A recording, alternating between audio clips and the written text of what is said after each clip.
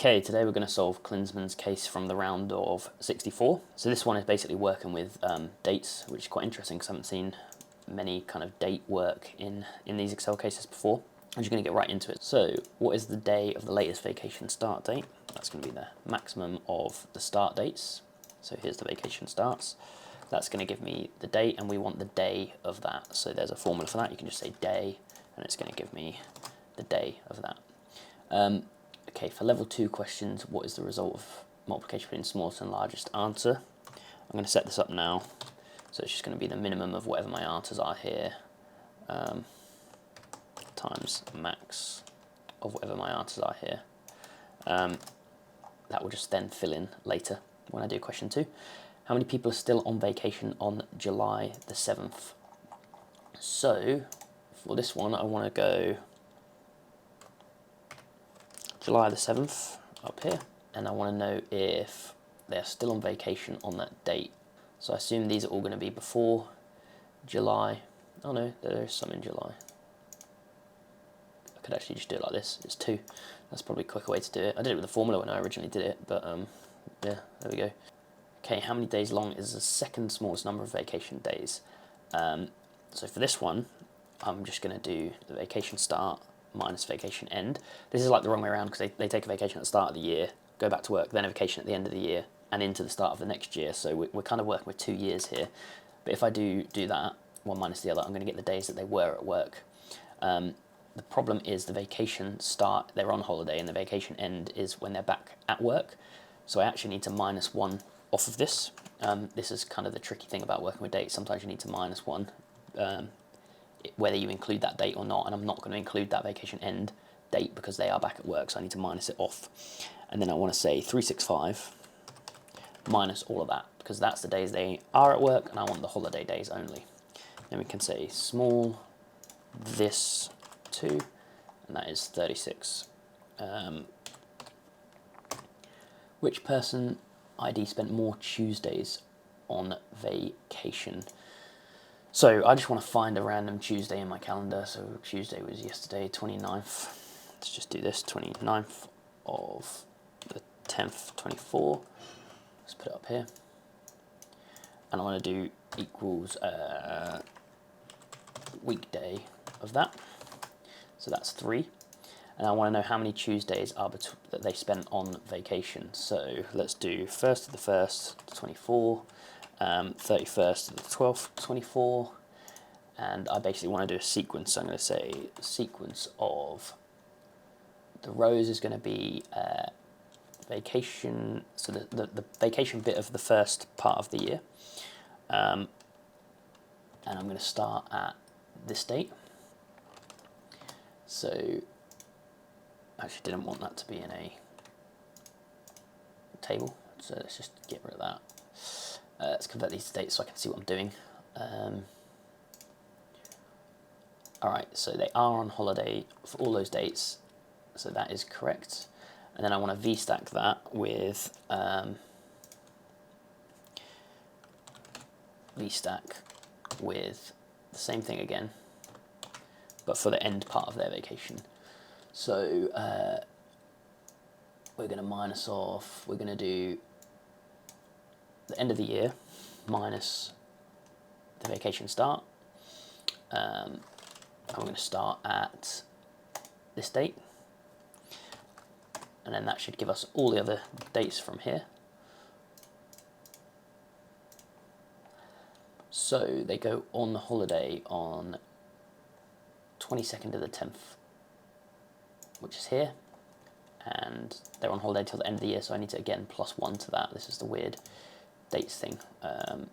So yeah, let's plus 1 to our sequence there, and then we'll see that it goes out to 31st. Cool, then I basically want to do weekday of all of that.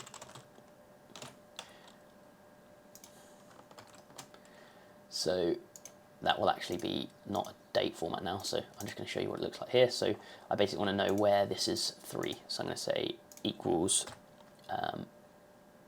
3. I actually need to lock this as well, because when I pull that down, so we're going to get trues and falses. So then we're just going to do sum minus minus all of that stuff. And then we have 12 Tuesdays, so quite a long bonus there. Maybe there's a short way to do it, I don't know. So I'm going to say xlookup 1000 in here, return here, exact match on next small item, and I get person 64. I'm just going to copy these in as values other than the one I haven't completed yet. Anyway, that's the bonuses done, or at least set up with that second one. So what is the day of the month number here? So it's just day of that. Nice and easy. And then how many days still left in the month after the given dates? So there's an end of month formula. So EOM is end of month this, and the months I want to increase it by 0. So that's going to give me the end of the month. So I'll show you what that looks like. That's the end date of that month. And we're asking for how many days are still left in the month. So we're going to have that minus that. And then I'll use the example to see if I need to minus any dates off, which I don't. So it should just be that. And there we go, that should finish the bonus as well up here, look. Now let's start counting. How many other times does the start day's weekday appear until the end date? So it's basically what I did. So weekday of this. So that's the weekday I'm looking for.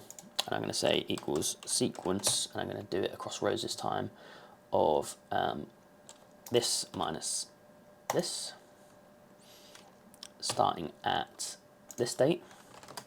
So that's going to give me all of the dates. This is a bit like I did for the bonus, so I'm going to say weekday of that. I'm just going to drag up to the example as well. And I'm going to say count if. Actually, just want to check if I need to minus any dates off first of all, so let me just actually visually look at the dates. I'm not very good at just imagining it in my head. So how many days, blah, blah, blah. This should end at 30th of the, so I need to plus 1 to this. Plus 1. There we go. And then I basically want to do weekday of all of that.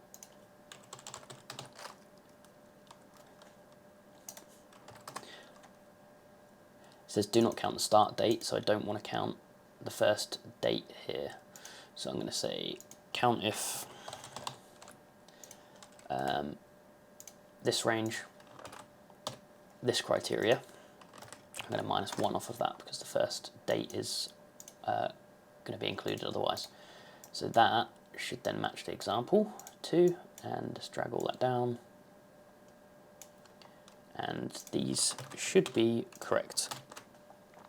Okay, for each personality, how many days did they work in 2024? So this is basically what I already set up here, but I don't want to do my 365 off of it. So I think it might just be that. So let's check for the example where I need to add or minus 1 again. I should probably just be able to figure this out in my head, but sometimes I have to look at the dates to think about it. Yeah, so it's just that. Okay, nice and easy. For each given person, how many other people share the same profession? So this is fairly simple, so I'm just going to say, well, first I'm going to xlookup the profession. Here, profession, and then I'm going to say filter this where this equals the profession.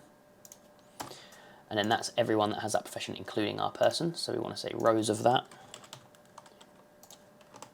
Minus 1 to take out our person that, you know, is the question. And then what do we have? An interest date. The ones available for an interest date, those with the same preferred day and not sharing the same profession. How many people are available for an interesting date? Okay, so let's look up the, what do we need to know? We need the preferred day and profession. So say xlookup this in this, give me these two things. So there's the preferred thing, day and the profession. So we don't want the same profession. So let's say filter these people where the preferred day is matching this. And we want to do a second filter, so we times them together. Times the profession is not the same profession. And then if I put those in brackets, that should give me all of the possible people. We don't need to minus one off here because we're saying they don't have the same profession, so the original person will not be included in this list. So again, we can just do rows of that, if I spell it right. Rows. And that should give us 14.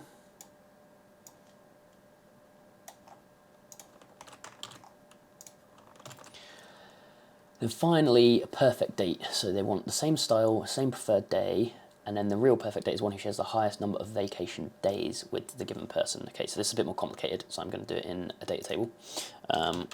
Examples 7, look up example 7 in here, return here. So first of all, let's do filter, or what do we actually want to do? Same style and preferred day. So let's filter all our candidates. So XLOOKUP this in here, and we want probably all of this stuff here for this one, and let's just put some headers on it so it's not confusing. Format those as dates. All right, so then we basically want to do, we want to find out how many days they're on holiday, because we want to find who shares the most holiday days. So let's go from the start date. It's going to be 1st of the 1st, 24. I'm going to do my sequence thing again. Sequence rows is this minus this, and we're starting at this. So take them to dates so I can just see. That looks right. They end the vacation there, so they go back to work. And then we want to do the vacation start, the end, so first the 12th, 24. Let's do this, but we want to do this minus this, and we're starting at this date. So let's just check if this works out. So they start the vacation there, we need to +1 to it.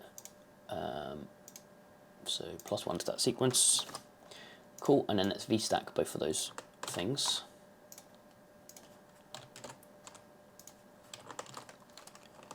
So we have all of our dates there. We no longer need this thing. And we want to find all the candidates. So filter this, where the preferred day equals this. And then we also want to add a second filter. So we're going to say times the style equals this. So we have our list of candidates. The only problem is we will have our original person in the list here, because obviously they have the same style and day, so we need to eliminate those. So I'm going to say let A be that. Filter A where A is not this. So that gets rid of our original person. And then we want to find who has the most vacation days in common. So XLOOKUP this in, actually let's do the whole thing so it's kind of dynamic. XLOOKUP this in, we'll just have to do 2 XLOOKUPs. In here, return vacation end, and then we'll do the same again, but return vacation start.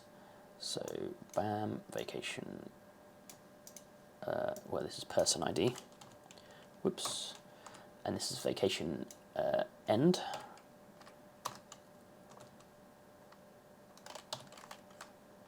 Oh, let me just do this again. I'm not going to mess about with the table references.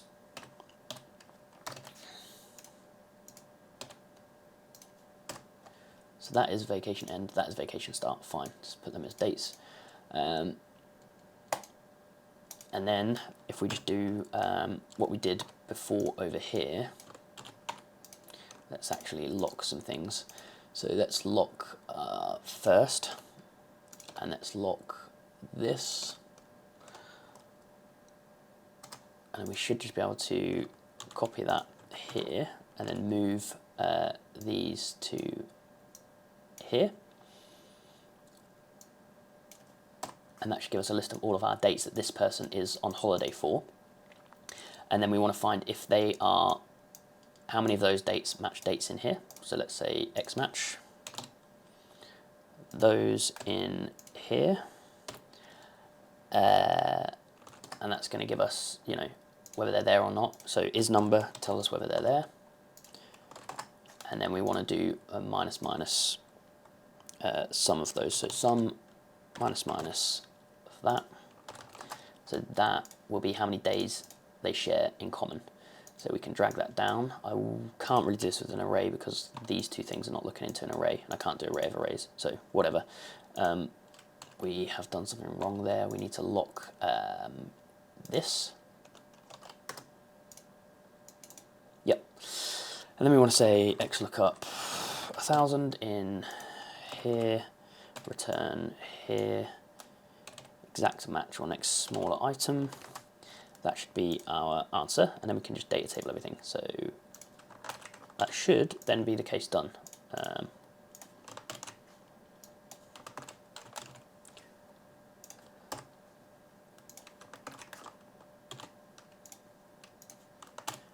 Okay, yes, that was pretty smooth. I don't know how quick that was, but that is the way I solved it. So I hope you enjoyed, and I'll see you next time.